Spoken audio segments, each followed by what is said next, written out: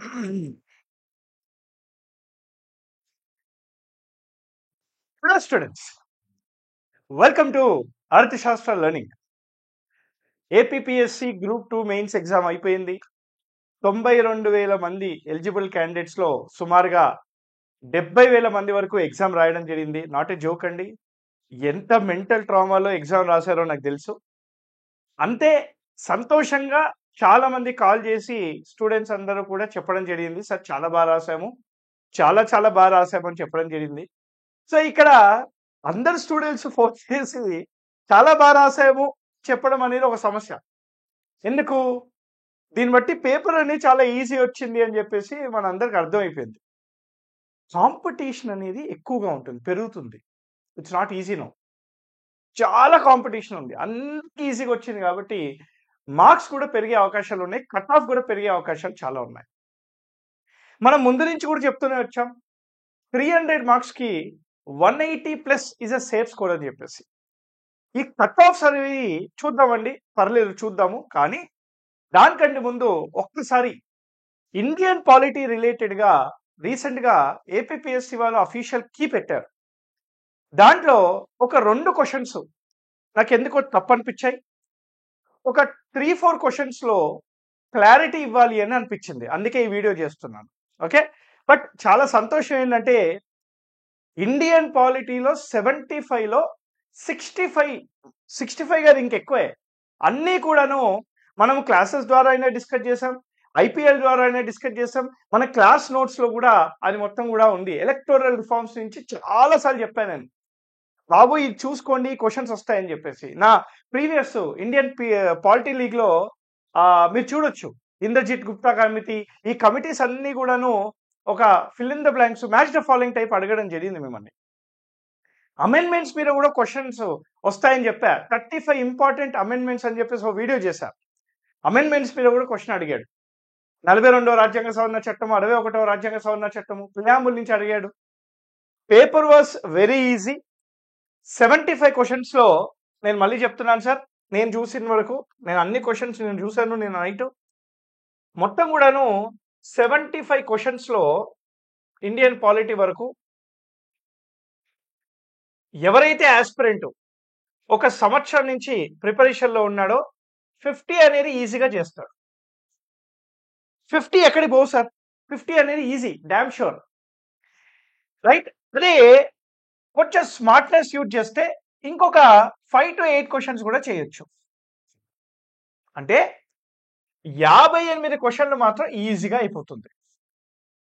Current అఫైర్స్లో కొద్దిగా అవగాహన ఉంటే ఇంకొక 5-6 క్వశ్చన్ చేస్తాడు. అంటే 65 మార్క్స్ అనేవి ఒక ర్యాంకర్ అనేది సంపాదిస్తాడు. ఒక ర్యాంకర్కి 75కి 65 మాత్రం ఖచ్చితంగా వస్తాయి పాలిటీలో. వేరే సబ్జెక్ట్స్ గురించి నాకు తెలియదు, పాలిటీ మాత్రం 65 మార్క్స్ వచ్చేస్తాయి. ఉన్నాయి కొద్దిగా మైండ్ ట్విస్టింగ్ క్వశ్చన్స్ ఉన్నాయి, ఒక 4 to 6 మైండ్ ట్విస్టింగ్ క్వశ్చన్స్ ఉన్నాయి, అక్కడ కన్ఫ్యూజ్ అయ్యి తప్పు పెట్టచ్చు. సో 65 మాత్రం గ్యారంటీ సార్, చదువుకున్నోడికి ఈజీగా వెళ్ళి పెట్టేసి వస్తాడు, దానిలో డౌటే లేదు. మరి what about other questions, other subjects ఏంటి సార్ అని అంటే నేను కొంచెం ఫీడ్బ్యాక్ తీసుకున్నా. మనకి ఏపీ హిస్టరీ రైట్ ఒపీనియన్ ఏంటంటే చాలా మోడరేట్గా ఇచ్చారు. ఇంకా చెప్పాలి అని అంటే చాలా మంది ఈజీగా వచ్చాయి అని అంటున్నారు. పాలిటీ ఈజ్ ఆల్సో మోడరేట్గా వచ్చింది, అసలు టఫే రాలేదని చెప్పారు, మోడరేట్గా వచ్చింది అని అన్నారు. కమింగ్ టు ఎకానమీ, ఇది కొంచెం మిక్స్డ్ రెస్పాన్స్ వస్తుంది నాకు. ఎకానమీ అనేది డిఫికల్ట్, అంటే మోడరేట్ టు డిఫికల్ట్గా ఇచ్చారు అని చెప్పేసి వస్తుంది. అంటే కొద్దిగా సమ్ ఎక్స్టెంట్ డిఫికల్ట్గా అని అన్ని వేరే పేపర్స్ కంపేర్ చేసుకుంటే. Similarly science and technology moderate to డిఫికల్ట్గా వచ్చింది అని అనుకుంటున్నారు, right? Moderate difficult, moderate to difficult. అంటే ఇక్కడ మీకు ఒక చిన్న అనాలిసిస్ చెప్పి కట్ ఆఫ్ చెప్పేస్తాను, నేను ఇంకెక్కువ దీని గురించి డిస్కషన్ చేయాలి, నాకు పెట్టడం ఇష్టం కూడా ఉండదు. ఏపీ హిస్టరీ సార్ మోడరేట్ అంటే 60 వస్తాయి. Polity sir on an average 60 దాటవు, 60 ఈజీగా వచ్చేస్తాయి, 60 ఖచ్చితంగా వస్తాయి, రైట్? ఈవెన్ ఏపీ హిస్టరీ కూడా 60 వచ్చేస్తాయి, చదువుకున్నాడు కాబట్టి, మీరు ప్రిపరేషన్లో ఉన్నారు కాబట్టి. I'm talking about that 1000 rankers వాళ్ళ గురించే మాట్లాడుతున్నా నేను. ఎకానమీ డిఫికల్ట్ అన్నాడు కాబట్టి ఓ 50 మార్కులు వస్తాయి. Science and technology difficult moderate కాబట్టి ఓ 55 మార్కులు వస్తాయి. ఇది చూడండి ఇప్పుడు 120 120 ప్లస్ 50 170 170 ప్లస్ 55 ఎంత సార్ 225. అంటే నా ఉద్దేశంలో కట్ ఆఫ్ వచ్చేసి 200 నా ఉద్దేశంలో కట్ ఆఫ్ వచ్చేసి 215 నుంచి 230 మధ్యలో ఉంటుంది. 215 నుంచి 230 మధ్యలో కట్ ఆఫ్ అనేది ఉంటుంది. ఓకేనా? సరే, let's get back to our thing. Right, మనకి ఇక్కడ పేపర్ అనాలిసిస్ ఆల్రెడీ చెప్పా, కట్ ఆఫ్ చెప్పాను. It's a great opportunity. ఎందుకు గ్రేట్ ఆపర్చునిటీ అని అన్నాను? ఎవరైతే ఒక 6 నెలల నుంచి 12 నెలలు అంటే సంవత్సరం నుంచి ప్రిపరేషన్లో ఉన్నారో వాళ్ళకి వరం అనుకోవాలి. 92,000 మంది ఎగ్జామ్కి క్వాలిఫై అయినా కూడా నీకు వచ్చే ఛాన్స్ ఉంది అమ్మా, అది నా ఉద్దేశము. నోటిఫికేషన్ ఇష్యూస్ ఉన్నాయి. ఈ చాలా మంది ఇంకా ఫోన్స్లలో సార్ ఈ నోటిఫికేషన్ క్యాన్సిల్ అయితే మా పరిస్థితి ఏంటి, అసలు ఎగ్జామ్ మీద హోప్స్ పెట్టుకోవాలా వద్దా, అసలు కట్ ఆఫ్ చూసుకోవాలా వద్దా, ఇవన్నీ అంటున్నారు. దీనికి 2 విధాల సమాధానాలు చెప్తాను. 2 టైప్స్, 2 ఆల్టర్నేటివ్స్ ఉంటాయి. ఆల్టర్నేటివ్ 1 ఏంటంటే కోర్టు చెప్పినట్టు చేయాలి. కోర్టు నోటిఫికేషన్ క్యాన్సిల్ చేయండి అని అంటే క్యాన్సిల్ అయిపోతుంది. ఇది ఆల్టర్నేటివ్ 1. అక్కడ మనం ఏం చేయలేము కూడా. ఆల్టర్నేటివ్ 2 ఇది కొంచెం పాసిబిలిటీస్ ఎక్కువ ఉన్నాయి. ఏంటంటే ఎగ్జామ్ పెట్టేశాడు, 1:100 తీశాడు, చాలా మందికి అవకాశాలు ఇచ్చారు. ఇప్పుడు ఏమవుతుంది, రోస్టర్లో మిస్టేక్స్ ఉంటే రోస్టర్ చేంజ్ చేస్తాడు. రోస్టర్ సరి చేసుకొని రోస్టర్లో మిస్టేక్స్ అన్నీ చేంజ్ చేసుకొని దాని ప్రకారంగా ఫైనల్ మెరిట్ లిస్ట్ ఇస్తాడు. దాని ప్రకారంగా ఇస్తాడు. సో దాని ప్రకారంగా ఫైనల్ మెరిట్ లిస్ట్ ఇస్తే నాకు తెలిసి ఎక్కువగా డ్యామేజ్ అనేది ఉండదు. సో ఎక్కువ ప్రాబబిలిటీ నాకు ఈ సెకండ్ ఆల్టర్నేటివ్ మీద కనపడుతుంది సార్. ఓకే, చలో let's not get in to that. Now Indian polity paper చూద్దాం. ఈ ఇండియన్ పాలిటీ పేపర్లో నాకు 75 క్వశ్చన్స్లో ఒక 2 క్వశ్చన్స్ కీ మిస్టేక్స్ కనిపించడం జరిగింది. అఫీషియల్ కీ ఏదైతే రిలీజ్ చేశారో దానిలో ఒక 2 క్వశ్చన్స్కి మిస్టేక్స్ ఉన్నట్టు నాకు అనిపించింది. ఏంటి సార్ అవి? ఈ క్వశ్చన్ చూడండి ఒకసారి.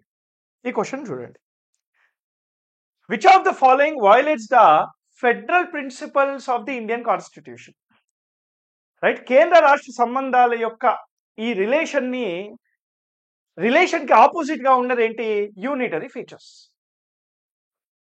అంటే ఏదైతే యూనిటరీ ఫీచర్ గా మనం చెప్పుకుంటామో that is nothing but it is opposite to federation. Federal features ఈ ఫెడరల్ వ్యవస్థకి డ్యామేజ్ చేస్తుంది. దాంట్లో మనము మన క్లాసెస్ లో ఎగ్జాంపుల్స్ కూడా ఆర్టికల్స్ తో సాయిచ్చాం. దీనికి అఫీషియల్ కీలో ఆన్సర్ ఏమి ఇచ్చాడంటే ఏసీడీ అని ఇచ్చాడు. అంటే ఇది ఇచ్చాడు ఆన్సర్ 2 అని ఇచ్చాడు. ఇట్లా ఆఫీస్ ఆఫ్ ది గవర్నర్ ఉంది. అంటే article 153. According to Article 153 of the Indian Constitution, there shall be a governor for each state who is appointed by the President of India under Article 155. Governor అనే వ్యక్తి state యొక్క first person. ఈ is head of the state but appointed by the centre. అంటే స్టేట్కి హెడ్గా ఉంటాడు. State legislature బిల్లులు pass చేస్తే అది చట్టం అవ్వాలంటే గవర్నర్ సంతకం పెట్టాలి. అలాంటి కీలకమైన పొజిషన్లో ఉండే గవర్నర్ని అపాయింట్ చేస్తుంది ప్రెసిడెంట్ ఆఫ్ ఇండియా. ఇది ఎంతవరకు correct? So this is against the federation. So A is absolutely correct. ఇది చూడండి sir, office of the CAG, office of the control general of India, article 148. UPSC ఉంది, అలానే స్టేట్ పబ్లిక్ సర్వీస్ కమిషన్ ఉంది, election commission of India ఉంది, అలానే state election commission ఉంది. మరి state కి కూడా డిఫరెంట్ వ్యవస్థ ఉన్నట్టు ఆడిట్ సిస్టంలో ఎందుకు స్టేట్ కి డిఫరెంట్ ఆడిట్ సిస్టమ్ లేదు? It is a duty of the CAG under article 149 to also audit the expenses of the state. అంటే రాజ్యాలు ఖర్చు పెట్టే ఈ ఎక్స్పెన్సెస్ ని కూడా ఆడిట్ చేసే హక్కు సెంటర్ అపాయింట్ చేసిన కాగ్కే ఉంది. So I think C is also correct. C is also violating federal features. There is only one CAG. Emergency provisions. మనకి ఆర్టికల్ 352 నుంచి 360 మధ్యలో 3 టైప్స్ ఆఫ్ ఎమర్జెన్సీస్ ఉంటాయి. నేషనల్ ఎమర్జెన్సీ గాని, స్టేట్ ఎమర్జెన్సీ గాని, ఫైనాన్షియల్ ఎమర్జెన్సీ గాని 3 రకాల ఎమర్జెన్సీస్ ఉంటాయి. ఈ 3 రకాల ఎమర్జెన్సీస్ పెట్టినప్పుడు కామన్ పాయింట్ ఏం తెలుసా? ది కామన్ పాయింట్ ఈస్ 3 రకాల ఎమర్జెన్సీస్ పెట్టినప్పుడు ఫెడరల్ వ్యవస్థ కాస్త ఆటోమేటిక్ గా యూనిటరీ వ్యవస్థ అయిపోతుంది. సో ఆబ్వియస్లీ ఇది కూడా అంటే ఏ, సి మరియు D E 3 absolutely violating the federal features. Why not this? ఎందుకు ఇది కాదు? మనకి ఇక్కడ సెంట్రల్ సర్వీసెస్ అని ఉంది సార్. అంటే ఆర్టికల్ 312 ప్రకారంగా ఆల్ ఇండియా సర్వీసెస్ ఉన్నాయి. అదే కాకుండా గ్రూప్ ఏ గాని, బి గాని, సి గాని, డి గాని ఈ సర్వీసెస్ అన్ని కూడా ఉన్నాయి.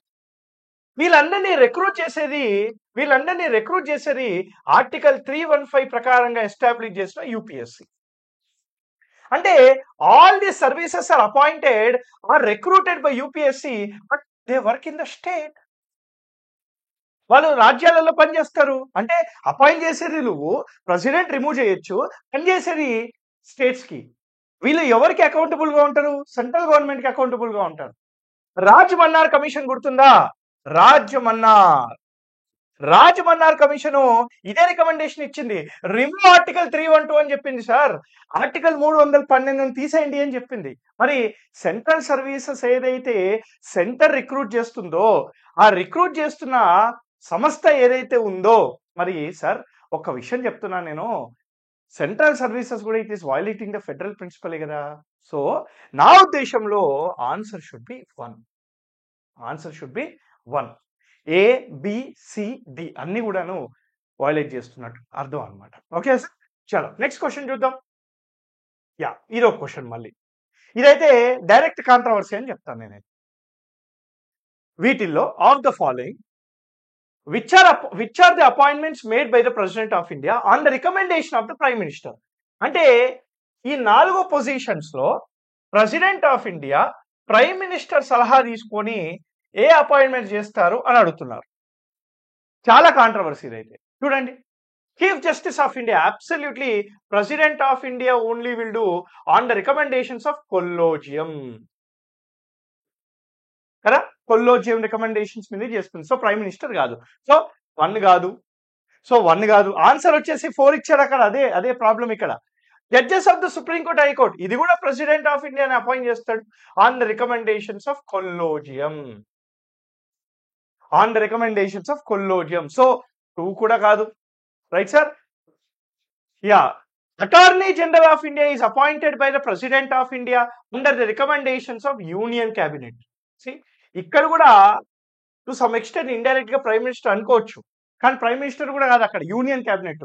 సో ఇది కూడా కాదు నాకు చెప్పాలంటే. కానీ ఇండైరెక్ట్ గా యూనియన్ క్యాబినెట్ యొక్క హెడ్ ప్రైమ్ మినిస్టరే కాబట్టి ఇది తీసుకుంటా పోనీ. ఓన్లీ 3 అనుకున్నాం, 3 కరెక్ట్ అనుకున్నాం. పోనీ 3 కరెక్ట్ అనుకున్నాం. Governor of the state, the governor is appointed by the president of India under the recommendations of the central government. పోనీ సెంట్రల్ గవర్నమెంట్ హెడ్ ప్రైమ్ మినిస్టరే కదా సార్. ఇది కూడా అనుకున్నాం. 4 కూడా కరెక్టే అనుకున్నాం. అంటే ఇక్కడ ఆన్సర్ ఏముండాలి? 3 ఇంకా 4 ఉండాలి. 3 ఇంకా 4 ఉందా? లేదు. 3 ఇంకా 4 ఉందా? లేదు. 3 ఇంకా 4 ఉందా? లేదు. సో ఇక్కడ ఆన్సర్ 4 ఇచ్చాడు. ఆర్టికల్ క్వశ్చన్ నెంబర్ 135 ఏమంటుందంటే, president of India prime minister recommendations మీద సిజిఏని ఖచ్చితంగా అపాయింట్ చేయడు, జడ్జెస్ ని ఖచ్చితంగా అపాయింట్ చేయడు, వేరే ఇద్దరిని కన్సిడర్ చేసినా కూడా ఆప్షన్ అనేది లేదనమాట. సో ఈ క్వశ్చన్ కూడా ఇది కాంట్రవర్షియల్ క్వశ్చన్. ఈ క్వశ్చన్ కి కూడా దెర్ ఈస్ నో ఆన్సర్. దీనికన్నా ఆన్సర్ ఉంది, దీనికన్నా ఏబిసిడి అనే ఆన్సర్ ఉంది, కానీ ఇక్కడ మాత్రం అసలు ఆన్సరే లేదు. That is point. ఈ 2 క్వశ్చన్స్ కీ మిస్టేక్స్ ఉన్నట్టు అనిపించింది. అయితే కొన్ని క్వశ్చన్స్ మీద మీకు క్లారిటీ ఇవ్వాలి. కీ కరెక్టే. క్లారిటీ క్వశ్చన్స్ అంటే ఏంటి? దీని ఉద్దేశం ఏంటి? కీ ఈస్ కరెక్ట్, కానీ మీరు అనుకోవచ్చు కీ తప్పేమో అని అనుకోవచ్చు. అందుకని చెప్పేసి తీసుకొచ్చినాయి ఇవి. చూడండి, which of the following statements about Vice President of India are correct? The Vice President is elected for 5 years. Correct, sir. The Vice President act as an ex officio chairman of the Rajya Sabha. Correct, sir. The Vice President act as the president only until the new president is elected. Sir మనం క్లాసులల్లా చెప్పుకునేటప్పుడు a acting vice president cannot be acting as the president to maximum of 6 months only అని అన్నారు కదా.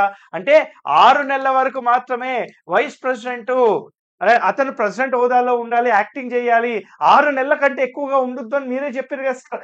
అనొచ్చు sir, president of India యొక్క position vacant గా ఉంటే కొత్త ప్రెసిడెంట్ యొక్క ఎన్నికలు ఎప్పటి వరకు జరగాలి?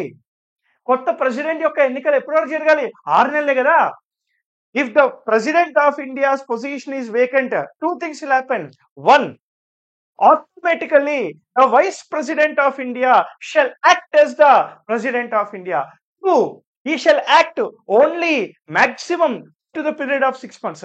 Three, in this meanwhile, within 6 months, a fresh elections to the president of India should be held, where acting vice president it can also contest the president of India elections. So he is exempted from office of profit అనేది కూడా మన class లో చెప్పుకున్నాం కదా. So ఈ మూడు కరెక్టే.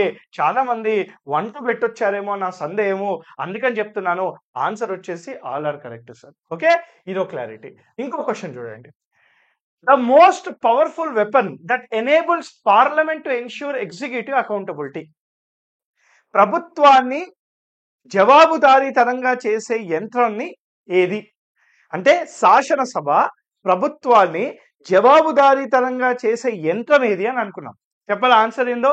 No confidence motion, 0 hour, question hour, election. ఇవన్నీ all to some extent election తీసేసిన ఈ మూడు, all 3 makes the executive accountable to legislature. కానీ ఇక్కడ క్వశ్చన్ లో ద మోస్ట్ పవర్ఫుల్ వెపన్ అన్నాడు. సో ఆన్సర్ విల్ బి అవిశ్వాస తీర్మానము, నో కాన్ఫిడెన్స్ మోషను. ఈ నో కాన్ఫిడెన్స్ మోషన్ అనేది ప్రభుత్వం ఉండాలా లేదా అని నిర్ణయిస్తుంది. ఇవన్నిట్లో ప్రభుత్వం ఉంటుంది, జస్ట్ జవాబు చెప్తుంది అంతే. కానీ no confidence motion decides the faith of the government in the future. అందుకని చెప్పేసి answer will be no confidence motion.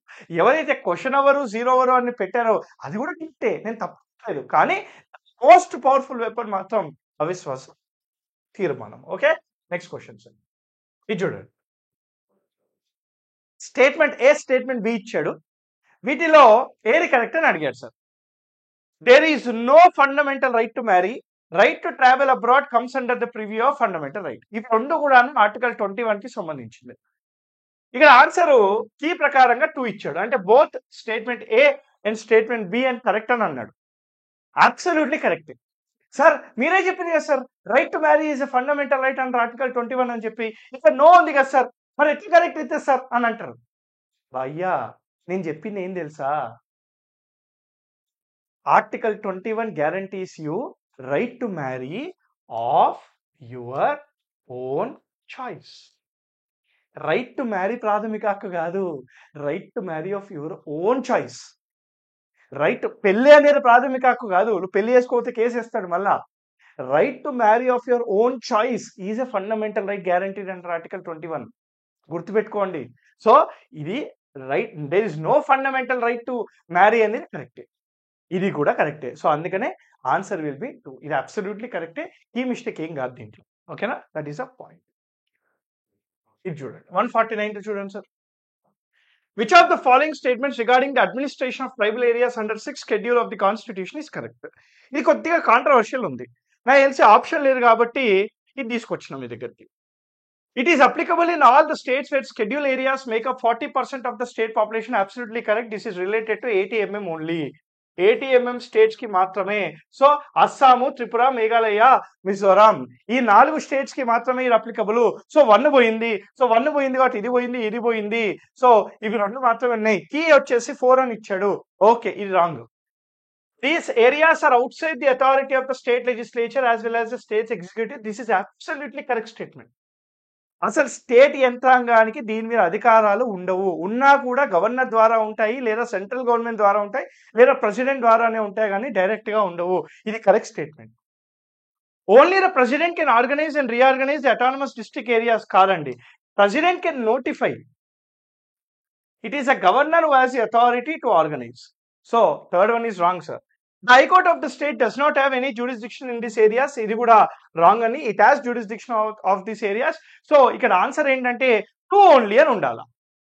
Two only అని ఉంటే అది కరెక్ట్ అయ్యేది. లేదు కాబట్టి ఆన్సర్ ఈజ్ 4 నన్ ఓన్లీ అని ఇచ్చాడన్నమాట. None of the above note అని ఇచ్చాడు. సో ఇది మనకి కీ మిస్టేక్స్, కీ రిలేటెడ్‌గా కొన్ని క్లారిఫికేషన్స్ పాలిటీలో. I'm very happy for you all. ఖచ్చితంగా మళ్ళీ మనకి పాలిటీయే సేవర్ అవుతుంది. వేరే సబ్జెక్ట్స్‌లో ఎన్ని మార్క్స్ వస్తున్నాయో నాకు సంబంధం లేదు. కానీ నా స్టూడెంట్స్ ఎవరైతే నా పాలిటీ క్లాసెస్ గాని, లేదా మన పాలిటీ టెస్ట్ సిరీస్ గాని ఇవన్నీ చేశారో, మన పాలిటీ ఇండియన్ పాలిటీ లీగ్ ఏదైతే ఫాలో అవుతున్నారో వాళ్ళకి మాత్రం 65 మార్క్స్ కంటే తగ్గవు. ఇది నేను రాసిస్తున్నాను. ఖచ్చితంగా వాళ్ళ మార్క్స్ అన్ని కూడా బయట పెడతాను. సో రిజల్ట్ వచ్చాక. ఓకే. సో అప్కమింగ్ కోర్సెస్ ఒక్కసారి చెప్పి ఐ కంక్లూడ్ దిస్. సో మనకి ఏపీపీఎస్సీ గ్రూప్ 1 రాబోతుంది సార్. ఏపీపీఎస్సీ గ్రూప్ 1 రిలేటెడ్‌గా మనకి 50 మార్క్స్ ఉంటుంది. పబ్లిక్ అడ్మినిస్ట్రేషన్ అండ్ గవర్నెన్స్ అని చెప్పేసి 50 మార్క్స్‌కి ఉంది. సో ఈ కోర్స్ అనేది రాబోతుంది. అదేవిధంగా ఇండియన్ పాలిటీ కూడా 50 మార్కులకు ఉంది. ఈ 50 మార్కులు కూడాను ఆల్రెడీ ఈ కోర్స్ లాంచ్ అయిపోయింది. ఇది కోర్సు ఆల్మోస్ట్ వీడియో రికార్డింగ్స్‌లలో ఉంది. వచ్చేస్తుంది అది కూడా. అదేవిధంగా APPSC group 1 comprehensive notes on basic knowledge of law ఇది 20 మార్క్స్ ఉంటుంది సార్. ఇది ఆల్రెడీ మనకి యాప్‌లో అవైలబుల్‌గా ఉంది. సో ఇవి 2 యాప్‌లో అవైలబుల్‌గా ఉన్నాయి. ఇది it is to be launch. So this is a one stop solution where you have almost 120 marks in your hand. 120 marks యొక్క కంటెంట్ అనేది మీ చేతిలో ఉంటుంది. సో ఈ మంచి అవకాశాన్ని యూటిలైజ్ చేసుకోండి. పాలిటీ అంతా అయిపోయింది. బేసిక్ నాలెడ్జ్ ఆఫ్ లా అంతా అయిపోయింది. APPSC group 1 mains public administration course త్వరగా మాక్సిమం ఇంకో 5-6 డేస్‌లో లాంచ్ చేస్తాను. లాంచ్ చేసినప్పుడు కొద్దిగా ప్రైస్ తక్కువ పెడతాను. అన్ని వీడియోస్ ఇంకా అప్లోడ్ చేయం కాబట్టి ఒక్కసారి అన్ని వీడియోస్ అప్లోడ్ చేసేస్తే ప్రైస్ పెరుగుతుంది. సో లాంచ్ చేయగానే మీరు తీసేసుకోండి. It will be good. So that నేనే కావాలని చెప్పేసి కోర్స్ ఫీ తక్కువ పెడతాను. మొత్తం వీడియోస్ వచ్చే వరకు. వీడియోస్ అన్ని కూడాను మాక్సిమం ఒక 2 వీక్స్‌లో పెట్టడం జరుగుతుందన్నమాట. Okay sir. So this is your clarification on the key. So I hope everyone ఎవరైతే సరే ఇంకా సరిగా రాయలేదు మీరేం కంగారు పడకండి. సో సరిగా రాయకపోతే మీకు పెద్ద ఆపర్చునిటీ వెయిట్ చేస్తుంది అని అర్థం. అంతేగాని ఈ ఆపర్చునిటీ పోయింది అని కాదు. ఒక ఆపర్చునిటీ పోయిందంటే దాని ఉద్దేశ్యం ఏంటి? ఇంకొక ఆపర్చునిటీ మన కోసం ఉంది. ఈ ఆపర్చునిటీ మన కోసం లేదు.